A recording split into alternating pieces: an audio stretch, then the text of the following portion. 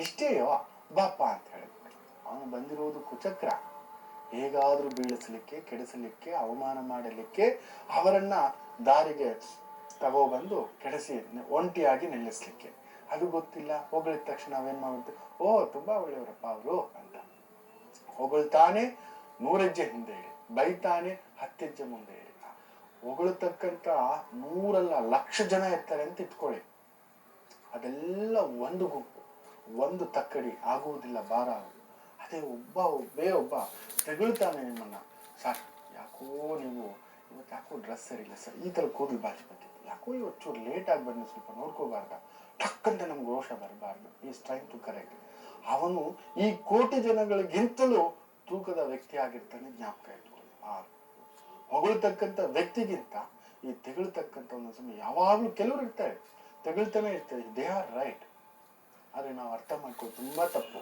ನಮ್ಮ ಟೀಚರ್ಗೆ ಏನಪ್ಪ ಯಾಕಪ್ಪ ಮ್ಯಾಥ್ಸಲ್ಲಿ ಕಡಿಮೆ ತಗೊಂಡಿದ್ದೆ, ಕರೆಕ್ಟ್ ನಮಗ್ ಕೊಡ್ತಾನೆ ಇರ್ತಾರೆ, ರಿವಿಷನ್ ಮಾಡಿಸ್ತಾನೆ ಇರ್ತಾರೆ. ನಾವು ಬೈಕೋತೀವಿ ಆ ಟೀಚರ್, ಏನ್ ಗುರುಗಳಪ್ಪ ಎಲ್ರು ಮುಂದ್ಗಡೆ ಅವಮಾನ ಮಾಡ್ತಾರೆ, ಬೈತಾರೆ, ಏನೋ ಇಷ್ಟೇನೋ ಅಂತ ಹೇಳ್ಬಿಟ್ಟು, ನಿನ್ನ ಯೋಗ್ಯತೆ ಇಷ್ಟೇನು ಅಂದ್ರೆ ನಮ್ಮ ಯೋಗ್ಯತೆನ ಅವ್ರು ಇದು ಮಾಡ್ತಿಲ್ಲ, ಇನ್ನು ಜಾಸ್ತಿ ಮಾಡಿಸ್ಲಿಕ್ಕೆ ಆ ಚುಚ್ಚೋ ಒಂದು ಮಾತಿನ ನಾವು ರೆಡಿ ಆಗ್ಬೇಕು, ವಜ್ರ ಆಗ್ಬೇಕು, ಬಂಗಾರ ಆಗ್ಬೇಕು ಅನ್ನೋ ಒಂದು ಹೊರಟ ನಾವೆಲ್ಲೋ ಕದಲಿ ನಿಂತ್ಕೊತೇವೆ. We start hating from the childhood ಇಂದಲೇ ಅವ್ರು ಸರಿ ಇಲ್ಲ, ನಮ್ಮ ಟೀಚರ್ ಸರಿ ಇಲ್ಲ, ನಮ್ಮ ಅಪ್ಪ ಸರಿ ಇಲ್ಲ, ನಮ್ಮ ಅಣ್ಣ ಸರಿ ಇಲ್ಲ ಅನ್ನೋ ಒಂದು ಭಾವನೆಗಳನ್ನ ಬೆಳೆಸ್ಕೊತೇವೆ. ಹೋಗಳ್ದಂತ ವ್ಯಕ್ತಿ ಮಾತು ಕೇಳಿ ದೊಡ್ಡ ಹಳ್ಳಕ್ಕೆ ಬಿದ್ದ ಮೇಲೆ, ಅಯ್ಯೋ ಅವತ್ತು ನನ್ನ ಗುರು ನನ್ನನ್ನು ಸರಿ ಮಾಡ್ತಿದ್ರು, ಅವತ್ತು ನನ್ಗೆ ಅರ್ಥ ಆಗಲಿಲ್ಲ, ಇಂಥ ವ್ಯಕ್ತಿಯನ್ನ ನಂಬಿದ್ವಾ ಅಂತ ಅನ್ಕೊಳ್ತಕ್ಕಂಥ ಅಂತ ಒಂದು ಗುರುವಿಗೆ ಈ ಮಿತ್ರನಾದಂಥ ವ್ಯಕ್ತಿ ಶಿಷ್ಯನಾಗ್ತಾನೆ.